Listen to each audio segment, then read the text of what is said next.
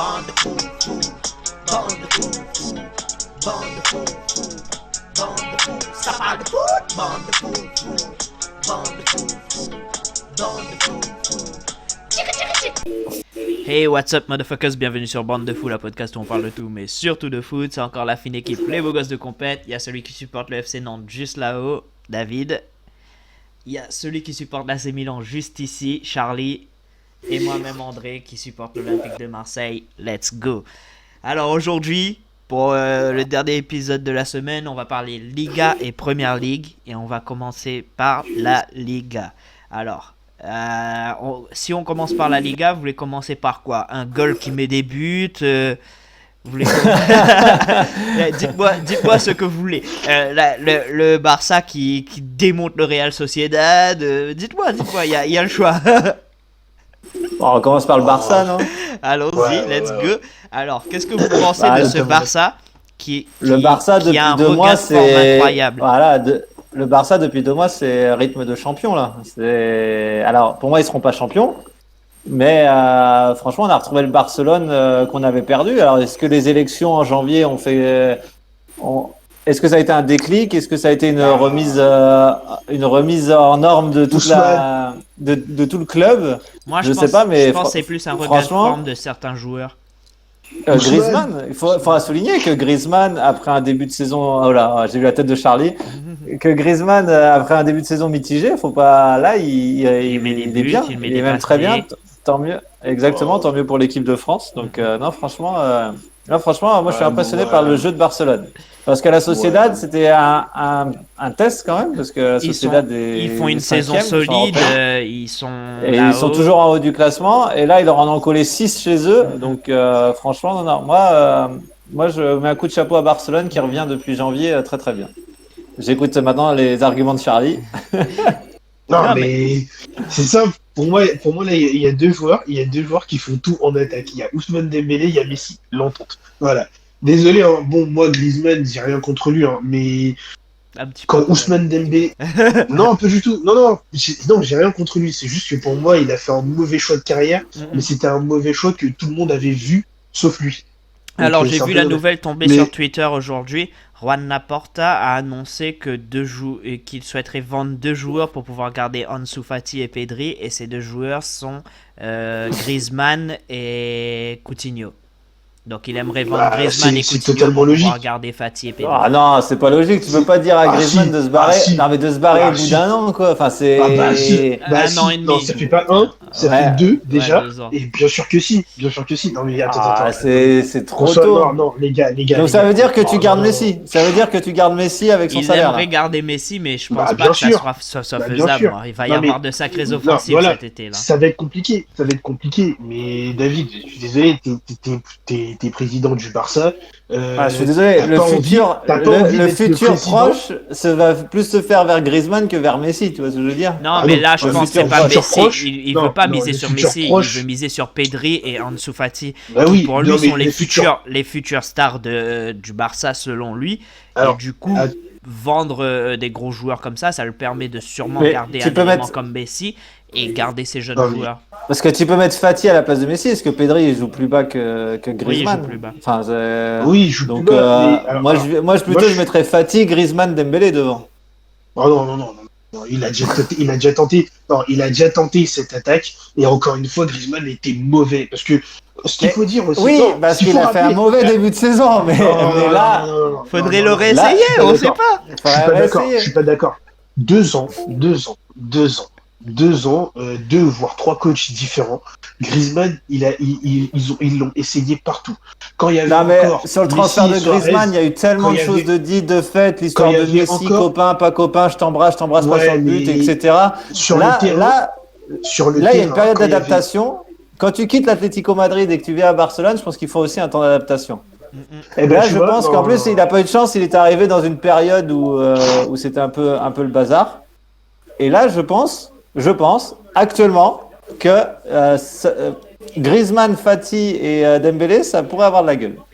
Ça pourrait. Non. En fait, parce qu'on sait jamais avec le foot, on sait jamais. Non, c'est pourquoi déjà selon moi ça ne peut pas fonctionner parce que par rapport à comment Griezmann joue. Le problème au Barça... Avec ses pieds, non Non, pas ça, mais dans son positionnement. Quand Merci, au Barça, ils ont déjà essayé... Non, mais c'est toi, là, tu es fier. Non, mais quand ils ont déjà essayé de mettre Griezmann en 9, le mec dézone trop. Donc, en fait, au poste de numéro 9... Non, mais Griezmann, c'est pas un 9. Griezmann, c'est pas un 9. C'est un quoi C'est un quoi alors C'est un quoi C'est un... C'est un 10, c'est un derrière l'attaquant. 10, 9, on sait pas trop. Voilà, c'est un 12. On sait pas trop. À l'Atlético, ça fonctionnait parce que à l'Atlético, t'avais 10 joueurs et t'avais... Tu peux bien me dire qu'à la Sociedad, ça fonctionnait aussi. Hein. Non, mais à l'Atlético, t'avais 10 joueurs et t'avais Simeone qui lui disait, écoute, l'attaque, tu fais ce que tu veux, tu vas où tu veux, tout ce que je te demande, c'est de marquer. Ok, super. Et il y a 10 joueurs derrière toi. Quand au Barça, tu dois faire du jeu et qu'au bout d'un moment, tu veux trouver un numéro 9 qui n'est pas à son poste de numéro 9, c'est compliqué. Donc, non, Griezmann, parce que Griezmann, il a besoin de jouer avec quelqu'un, mais quand il joue avec quelqu'un, il est mauvais. Quand il est en 9, il est mauvais. Quand on le met derrière un 9, mais là, il est pas bon. Ça fait plusieurs matchs, il est bon, là. Non, il est pas bon. Merci. Mais si, il est bon. Charlie, il faut être réaliste. Non, le Barça... Regarde les 4-5 derniers matchs de Barcelone. Messi, Ousmane Dembélé. Griezmann, sa force, hein. C'est le work rate, parce que j'ai plus le mot en français. Désolé, ouais, je suis en anglais. Le work rate. Donc, ouais, il est chaud. Il descend très bas pour récupérer des ballons. Il ramène des ballons en haut. Ok, il a un work rate de fou. Mais offensivement, je suis désolé, non, il est nul, il est mauvais. Donc, non, le Barça, s'il y a aussi, en ce moment, ils mettent autant de buts, c'est parce que Dembélé, il revient fort, et parce que Messi, là, il revient bien. Si enlevez, gardez Griezmann sur le terrain, vous enlevez Messi ou Dembélé, je vous assure que c'est plus la même chose. Alors, c'est plus la même chose. 8 buts et 6 passes décisives, c'est pas une bonne reprise. Oh là. Des stats. Non, mais sur un 6-1, sur des types qui mettent des 6-1, des 4-0, moi aussi je peux te sortir des belles. Oui, bah excuse-moi, mais quand ça allait mal, quand ça allait mal, il marquait pas, tu vois. Et là, depuis qu'il marque, il fait des passes décisives, Barcelone va mieux. Bah oui. Oui, mais c'est pas grâce à lui, Il fait partie de la recette. On n'a pas dit. On n'a pas dit que c'est grâce à lui, mais on a dit. L'équipe joue mieux. Que lui, il joue mieux, donc vous pouvez pas me dire que c'est grâce à lui. Non, donc attends, quand l'équipe va mal, c'est la faute de Griezmann, mais quand ça va mieux, c'est grâce aux autres. Oh, attends, tu veux pas dire ça Non, mais vous pouvez pas me dire que parce que Griezmann joue mieux, le Barça est mieux. Non, on dit pas ça. C'est Messi et Dembélé. On dit pas ça. On a absolument pas dit ça. On a dit qu'il fait partie des éléments qui sont en forme cette saison. Là, sur cette partie de saison. Même ça, je trouve ça trop. Faut être réaliste. Le gars, il est depuis quelques matchs, ça doit faire 4 ou 5 matchs. Et donc, il est toujours vous trouvez ça non, donc il est bien, il est en forme, mais malgré tout, son club veut le vendre. Ben, ça c'est une décision de club. Mais le truc, c'est pas l'important. Ça veut pas dire que le joueur il est nul ou qu'il fait une mauvaise partie de saison ou quoi que ce soit. C'est des éléments de décision de club. Tu dois parfois vendre certains joueurs pour pouvoir en garder d'autres. C'est comme ça. D'après toi, pourquoi ils veulent vendre? Parce qu'il veut garder Messi. Pourquoi? Parce qu'il a été élu sous la base de je suis copain avec Messi. Et je vais essayer de tout faire pour le garder. Bien sûr, il peut pas garder les deux parce que je pense que, enfin, si vous vouliez parler du fair play financier ou je ne sais quoi, on va en parler dans quelques instants. Et donc, lui, il préfère Messi qu'à Griezmann. Mais moi, je suis footballistiquement, à l'âge de Messi, même si Messi est le plus grand, je pense, est l'un des plus grands joueurs de la planète et voilà. Après les Pelé, Maradona, on a eu Messi. Je pense que moi, le futur proche que je disais, c'était plus avec Griezmann qu'avec Messi. Charlie est parti. Ça y est, Charlie en a eu marre. Okay, non, je comprends ton point de vue et moi, je suis plutôt d'accord avec ce que tu dis. C'est que à l'heure d'aujourd'hui, garder un Messi dans les conditions actuelles, dans les recettes qu'ils font, dans l'endettement qu'ils sont, etc. Pour moi, c'est pas la meilleure des solutions. Après, vendre un Griezmann, un Coutinho, moi, je m'en fous des décisions qu'ils prennent, tu vois. Mais c'est juste que je me dis, c'est pour quel but, en fait. C'est dans quel but qu'ils font ça, tu vois. Et c'est là où il faut voir, parce que je suis d'accord qu'il n'a pas fait de super résultats depuis qu'il est au Barça. Mais là... Ah non, c'est sûr. Mais là, je parle de... Je vois le regain de forme. Je vois qu'il commence à prendre la recette Barça, à jouer dans l'optique que le Barça aimerait qu'il joue. Et là, tu vois que c'est sur ces derniers matchs, que ce soit lui, que ce soit Messi, que ce soit Ousmane Dembélé, il y a Pedri, tous ces joueurs, ils ont une sorte d'harmonie et ça se passe bien. Bah, pour Dembélé, je pense que Charlien parle avec moi. Enfin, Dembélé, ça a toujours été un grand joueur. Oui, c'est juste les blessures qui... Les blessures, les soirées, les machins. Là, enfin, il a un coach que pour lui. Il a un coach personnel uniquement sur les blessures pour travailler ces endroits du corps où il est très, très fragile. Et là, oui, on voit la différence. Mais pour moi, ça a toujours été. Moi, j'ai toujours préféré, par exemple, Ousmane Dembélé à Coman parce que ça se voit le potentiel qu'il a. Après. Non, les gars. Alors déjà, sur Messi, c'est parce que nous, on n'a pas le regard d'un tête de supporter catalan. Mais je sais pas si vous mais le supporter catalan veut. Oui, non, mais alors là, je suis tout à fait d'accord avec toi que le supporter catalan veut garder Messi, il veut virer Griezmann. Voilà. Ah ça, mais Messi, je retire rien à Messi. Messi, c'est le plus grand joueur. Même pas par rapport à Griezmann. C'est qu'aujourd'hui, même pas par rapport à Griezmann, mais aujourd'hui, voilà, on sait que, aujourd'hui, franchement, même si tu sais que tu risques de te mettre un peu dans le gouffre financier à cause de ça, tu peux pas, en fait, tu peux pas te permettre de perdre un mec comme Messi. Ça reste l'image, encore une fois, voilà, du mec qui a tout donné pour le club. Là, tu parles de l'image et de l'apporter au Barcelone. Oui, c'est lui qui a fait Barcelone, entre guillemets, la dernière décennie. Quand vous dites le nouveau président et tout, bah oui, mais c'est normal de vouloir garder Messi, même si financièrement ça risque d'être compliqué. Je pense que financièrement ça va bloquer, donc je pense qu'il y a un choix à faire. Moi, je pense qu'il y a un choix à faire entre les deux. Et c'était voilà. Historiquement, si Messi il reste toute sa carrière au Barça, ça renforcera encore plus la légende et du joueur et du club. Donc oui, aujourd'hui, je comprends que tu puisses te dire bon, vas-y, je vais peut-être me mettre financièrement dans la merde pendant encore 5-6 années selon le temps que le mec va vouloir rester, et après une fois qu'il voudra partir en fin de carrière, ou si une fois qu'il met un terme à sa carrière, là c'est pas grave, on laisse. Mais vendre Messi parce que financièrement t'es pas bien, on n'est pas au Real. Au Real, sans sentiment, quand Pérez il veut faire partir Sergio Ramos et qu'on va tous être là, parce que lui il fait pas de sentiments, il fait plus de sentiments. Mais on est au Barça, il y a ce côté un peu meilleur club du monde et tout. Oui, mais faut pas oublier que Messi lui-même voulait pas prolonger, il voulait partir. Non, il voulait partir parce qu'il s'entendait mal avec le nouveau président. Oui, mais ça pour moi c'est le genre de choses. Moi je suis supporter, je vois ça. Excuse-moi, mais les caprices de star, à un moment donné, ça va 2 secondes. Tu vois ce que je veux dire? Non, mais tu peux pas dire ça. Frère, la légende, elle a déjà été construite. Messi, il a déjà donné plein de choses. À un moment donné, tu dois savoir aller vers le futur. Tu vois, c'est bien beau de dire il a construit. C'est bien beau de dire il a construit une légende. Le gars, il est là depuis X années. S'il finit sa carrière, c'est magnifique, etc. Oui, mais demain, on le perd. Qu'est-ce qui se passe? Pourquoi pas construire demain, dès aujourd'hui? Tu vois ce que je veux dire? Mais attends. Comment tu peux dire caprice de star? Attends, vas-y, mets-toi à la place du joueur. Donc, tu donnes tout pour ce club. T'as tout donné, t'as tout gagné. Là, aujourd'hui, ton président, il te fait des promesses parce que toi, tu dis, bon, les gars, en fait, tu vois ton club souffrir. Depuis le départ de Neymar. Et tu lui dis, bon, il serait peut-être bien qu'on recrute, qu'on ait un bon fond de jeu, des trucs comme ça. Il dit, oui, d'accord.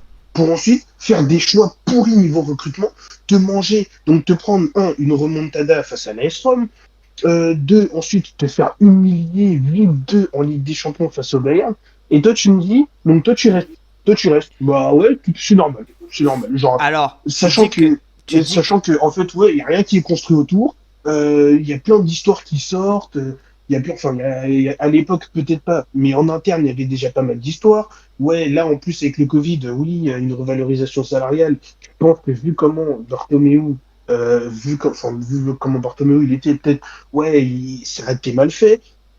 Tu vends des mecs comme Arthur pour Pjanic, personne n'a compris le transfert, sans pour autant remettre en question le talent de Pjanic. Mais encore aujourd'hui, personne n'a compris ce transfert, alors qu'au final, le Barça avait le mec le plus jeune. Donc au final, tu vends un mec qui voulait rester, partir, alors que tu te dis, mais attends, c'est le même type de joueur que le mec qui vient, mais en plus jeune. Donc tu te dis pourquoi tu fais des transferts du genre Coutinho, Dembélé, je sais plus ce qu'ils ont fait encore, des mecs qui n'ont rien apporté pendant quelques années. Alors Griezmann, ok, tu fais venir un mec qui t'a refusé et qui vient après, et qui en plus, visiblement, s'asseyait à ta table. Et toi, tu me dis, avec tout ça, au bout d'un moment, t'es pas saoulé. T'es pas saoulé, moi, tu fais pas comprendre en fait à ton président que t'es saoulé. Moi, il peut le faire comprendre, d'accord? Mais le truc de dire, il veut pas prolonger, il veut être transféré, etc. Après tout ce que, parce que d'accord, il donne beaucoup au Barça, mais faut pas oublier que le Barça lui donne beaucoup aussi. Que ce soit les primes, que ce soit salaire, que ce soit... Alors, tu diras qu'il n'a pas de grands joueurs autour de lui. Si, il en a beaucoup. C'est juste que voilà, il a peut-être pas la satisfaction de qui veut avoir à côté de lui. Mais des Ansu Fati, des Pedri, des Coutinho, des Griezmann, c'est des grands joueurs. Tu peux pas le nier. Non, c'est des gros potentiels. C'est des gros potentiels. Tu veux dire aujourd'hui, Coutinho pour toi, c'est pas un grand joueur? Coutinho, c'est pas un grand joueur. Coutinho, c'est pas un grand joueur. Mais je suis absolument pas d'accord avec toi. Attends. Coutinho, c'est pas un grand. Attends. Vas-y, qu'on soit d'accord. Le Coutinho qui arrive au Barça, d'accord, il est censé passer le dernier palier, mais vraiment le tout dernier palier, pour qu'on dise c'est un grand joueur. Parce que le Coutinho de Liverpool, il était extraordinaire. Et arrivé au Barça, il est censé passer ce palier pour qu'on dise c'est un grand joueur. Attendez, juste fini. Le Dembélé qui arrive au Barça, c'est un énorme potentiel qui doit devenir un grand joueur. Ansu Fati, c'est un énorme potentiel qui doit devenir un grand joueur. Pedri, c'est un énorme potentiel qui doit devenir un grand joueur. Serginho Dest, c'est un énorme... Bah oui, Serginho Dest, c'est un énorme potentiel qui doit aussi devenir un grand joueur. Les seuls grands joueurs, d'accord, les seuls grands joueurs que tu as ou que tu avais dans cette équipe, au départ de Neymar, c'était du coup Suarez, Ter Stegen, Gérard Piqué. Le reste, parce que si vous voulez mettre Griezmann dans les grands joueurs, allez-y.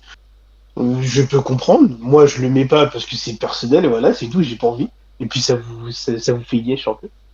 Mais sinon, à part ça, allez, on va mettre Griezmann, Ter Stegen, Piqué, Griezmann, Suarez. Le reste, c'est que des énormes potentiels qui doivent passer un cap. C'est tout. Mais Coutinho, quand il arrive au Barça, non, Coutinho, c'est un joueur extraordinaire qui doit passer ce stade de grand joueur. Et au final, au Barça, il n'a pas passé ce stade. Et il a régressé. Voilà. Donc non, tu peux pas me dire, et tu peux pas me dire, en plus, quand tu sors d'une époque où tu avais Xavi, Iniesta, Sergio Busquets, Dani Alves, mais tu peux pas me dire que, enfin, je sais pas, faut se rendre compte qu'il est passé de la meilleure équipe de l'histoire au Barça de maintenant. Oui, alors mais oui, ça c'est des aires différentes. Mais... Et c'est le rôle de la direction de reconstruire après après que ces joueurs partent. Mais le truc que je pense que ça aussi il l'a compris. Le truc que je te dis, c'est que c'est pas le rôle du joueur de bâtir l'équipe.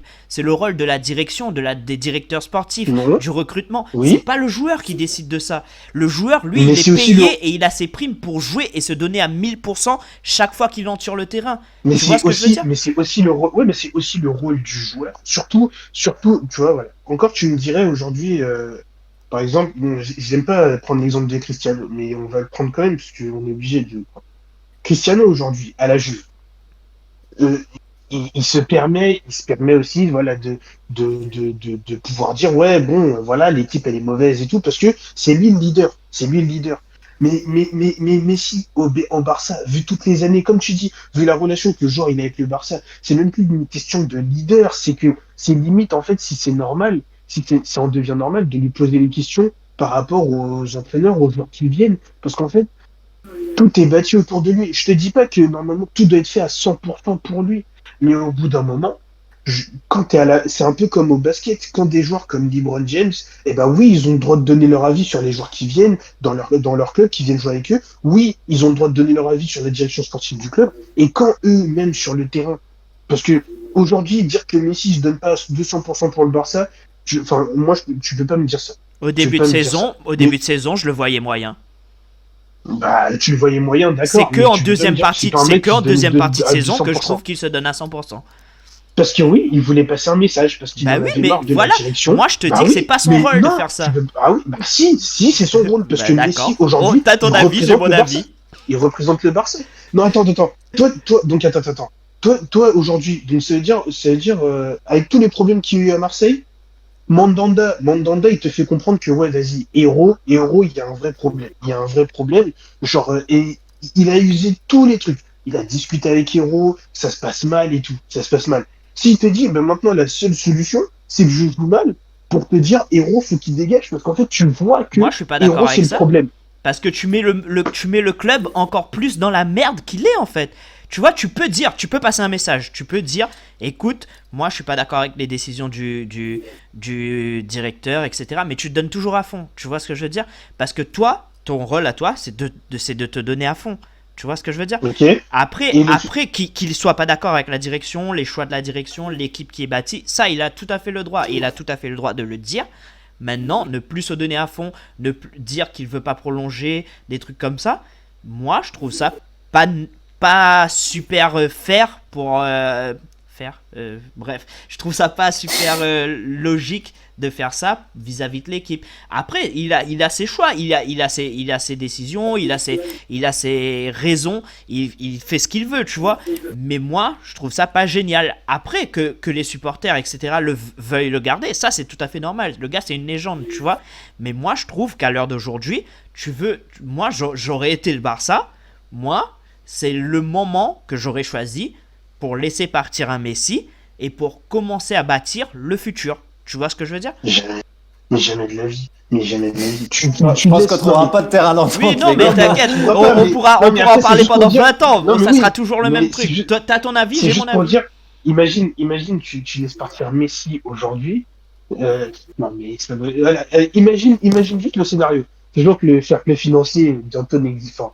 C'est pas qu'il n'existera plus, mais il sera remodelé. Mais imagine, vas-y, tu fais partir Messi au PSG et Messi te fume avec le PSG. Mais s'il n'y a pas un incendie. Ils ont bien fait partir Neymar au PSG, hein. Non, ils n'ont pas eu le choix. Pareil pour Messi, c'est exactement pareil. Non. Et s'il refile, excuse-moi, s'il refile Griezmann au PSG, ça revient au même. Et que Griezmann les fume derrière. Oui. Mais Griezmann, voilà, ça sera une mauvaise décision. Il n'y a pas le même affect entre Griezmann et les supporters du Barça. Oui, mais Charlie, Neymar, ils n'ont pas eu le choix. Paris est venu et a cassé une clause. Vous savez très bien qu'une clause libératoire, vous n'avez plus votre mot à dire. Parce que si le Barça avait eu son mot à dire sur la clause de Neymar, je pense que ça se serait fait soit à plus de 220 millions, ou alors il serait pas parti. C'est pareil pour Griezmann. S'il renforce un club, peu importe que ce soit le PSG ou un autre, s'il renforce un club, parce que Griezmann, il va pas partir pour un autre club qui joue à la Ligue des Champions. Il se retrouve, il leur fout un triplé. C'est la même chose. Mais c'est pas le même passif. C'est peut-être pas le même passif. Non, mais tu renforces. Messi. C'est toi-même qui dis en premier, en Bundesliga, je te reprends tes termes, qu'il y en a marre que les bons joueurs de Bundesliga et au Bayern puisqu'ils renforcent une équipe adverse. Bah là, c'est la même chose. Tu renforces un autre gros club européen. Non, mais on parle pas de n'importe qui, on parle de Lionel Messi. Mais oui, mais justement, t'es trop. Ta vision est trop obstruée par le fait que ce soit Messi. Si tu enlèves 5 secondes que c'est Messi, tu oublies. Tu peux pas. Messi, tu peux pas enlever que c'est Messi. Non, tu peux pas. Tu peux pas enlever. Tu peux pas parler de lui et me dire enlève le fait que c'est pas Messi. Bah non, parce qu'en fait toute la conversation tourne autour du fait que c'est Messi. Si on n'en serait pas là si c'était un autre joueur. Oui, mais Messi il a encore deux ans max à jouer à ce niveau-là. Tu vois ce que je veux dire? Il y a 2 ans max à jouer à ce niveau-là. Tu les prends quand même. T'es le Barça, tu les prends quand même. Je vais te dire d'accord parce que sinon demain on sera encore à dire la même chose. Non, mais on te demande d'anticiper de 2 ans pour le futur, tu vois. Bah, moi je comprends. Non, moi je suis tout à fait d'accord avec ce que vous dites, mais tu ne peux pas quand c'est un joueur comme Messi. Ou à la fin, Messi, Griezmann, Dembélé, on garde les 3. Non, on garde pas Griezmann. Mais tu sors pas dans la presse, je refile Griezmann, je mets sur la liste des transferts Griezmann, tu vois. Si. Non mais regarde, s'il avait été au Real, ou si le président du Barça ça avait été Florentino Pérez, on n'en serait pas là. Parce que Florentino Pérez, que tu sois une légende du club ou pas, s'il faut te vendre, il en a rien à faire. Ben justement, moi je trouve que c'est beau, parce que Messi il aurait été au Real, ça aurait été comme Cristiano, je veux te vendre, je te vends. D'accord, voilà. Exactement. C'est là, mais c'est là où je vous dis que il y a tout qui rentre en jeu, donc on peut pas enlever un aspect d'un autre. Si ça avait été un autre joueur que Messi, dans un autre club que le Barça, j'aurais été totalement d'accord avec vous. Sauf que là, c'est, comme tu l'as dit, David, un mec qui est dans le panthéon du football avec Pelé et Maradona, dans un club comme le Barça. Donc en fait, ces deux données-là font que tu ne peux pas dissocier Messi du Barça. C'est pas possible, même si, oui, je suis d'accord avec vous que vendre Messi et reconstruire après, c'est la meilleure solution. Mais tu ne peux pas. Parce que d'un côté, c'est le Barça, et de l'autre côté, c'est Messi. Dans une autre situation, je vous aurais dit, ouais, ça va se faire, tranquille. Mais tu ne peux pas. Donc t'es d'accord avec nous, mais t'es pas d'accord avec nous. Parce que c'est Barcelone. Pour résumer. Parce que ça fait juste 15 minutes qu'on en parle. Bah voilà, c'est tout. Non, mais c'est vrai. Pour finir avec ce match chez Barcelone, t'en as parlé, Charlie. C'est un petit que j'avais vu c'était à l'Ajax l'année dernière en Ligue des Champions. Là, c'est Dest. Il est très fort. Là, il marque un doublé. Et franchement, alors, il avait fait avec l'équipe de l'Ajax là quand ils avaient fait une super campagne européenne là. Exactement, là, il était déjà dedans. Et là, franchement, comme tu dis, moi, je parle de période d'adaptation. Lui, il a été transféré là cette année et franchement, il fait une belle saison. Après, c'est pareil. En début de saison, on avait des doutes, tout ça, parce que bon. Forcément. Et puis il est jeune, il est très jeune. Il est né en. Alors, moi, ça me rajeunit pas. Il est né en 2000. Il est né en 2000, le mec. Donc, oui, voilà, non, mais c'est juste qu'en fait, c'est juste que les Américains aiment trop nous vendre leurs joueurs comme des cracks, alors que oui, Dest c'est un crack, mais il faut lui laisser du temps, comme tout le monde. Non, voilà, c'est juste pour souligner son match de ce week-end. Non, il est très fort. Techniquement, comme arrière droit, Dest, il est fort. Ouais. Mais s'il progresse défensivement, pareil. La Hollande a beaucoup de petits joueurs, enfin des jeunes joueurs comme ça qui passent par l'Ajax. Ouais. Généralement, ils passent par l'Ajax avant. Et non, Dest, il est pas hollandais. Il est américain. Non, il est américain. Autant pour moi. Ok, autant pour moi. Il faut regarder ce que fait l'Ajax. Il commence à avoir de bons joueurs alors, parce que McKennie, Dest. Ouais, il faut regarder ce que fait l'Ajax au niveau de la formation. Au niveau de la formation, l'Ajax, à chaque fois, ils sortent des joueurs incroyables. Il faudrait qu'on fasse un truc dessus parce que c'est le nombre de joueurs qui passent par l'Ajax, c'est impressionnant. C'est un club historique, l'Ajax. Ouais, mais historiquement, plus qu'historique, c'est un club qui historiquement est le meilleur centre de formation, je trouve, pour moi, en Europe. En Europe, si t'as un joueur qui sort de l'Ajax, t'as des clubs qui commencent à gagner aussi en formation, comme on en parlait, Leipzig, ce genre de club qui commence à vraiment avoir de bonnes formations, quoi. L'Ajax, ça reste le modèle. Il a la double. Je vais vérifier parce que j'avais un doute. T'as raison. Il a la double nationalité américaine et néerlandaise, mais il joue pour l'équipe des États-Unis. Ouais, il joue pour l'équipe des États-Unis. Dommage pour les Hollandais parce que je pense qu'ils en auraient bien besoin. Ça aurait fait plaisir, je pense. Pour finir, parce qu'on va devoir accélérer sur la Liga. Ouais, c'est à cause de Charles. Non, c'est vous là, c'est vous. On va devoir accélérer sur la Liga. Attends qu'on parle du Real et de son Benzema. Attends. On en a jusqu'à demain.